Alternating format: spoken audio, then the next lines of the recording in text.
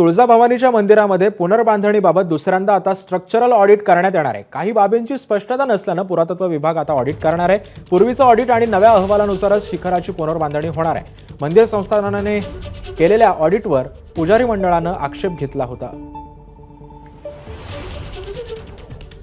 पहिल्या ऑडिटमध्ये काही स्पष्टता नाही आहेत। आता ती क्लॅरिटी आपण सेकंड ऑडिटमधून घेतोय आणि हे अतिशय कॉम्प्लेक्स स्ट्रक्चर आहे। अनेक वेळा हे पाडलं गेलं, आक्रमणं झाली आहे त्याच्यावरती आणि हे बांधलंही गेलं। त्याच्यामुळे आपण जी जुनी मंदिरं बघतो वन गोमध्ये बांधली गेलेली आहे, आपल्या दुर्दैवानं त्या अवस्थेत आज हे मंदिर नाही आहे।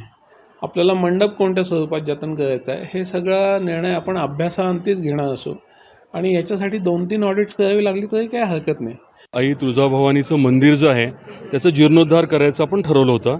त्या अनुषंगाने मंदिर संस्थानने निधी उपलब्ध करून दिला आणि ही पूर्ण प्रक्रिया आपण पुरातत्व विभागाच्या माध्यमातून करतोय।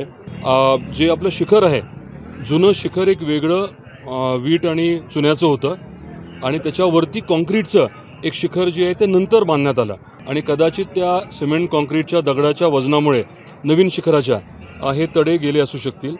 त्याच्यावरनं त्या जुन्या पद्धतीचं शिखर परत एकदा आपण नव्याने बांधायचं असं साधारण ठरतंय आणि गरज पडली तर त्या भिंती देखील काढून नंबरिंग करून परत ते दगड लावले जातील। एबीपी माझा, उघडा डोळे बघा नीट।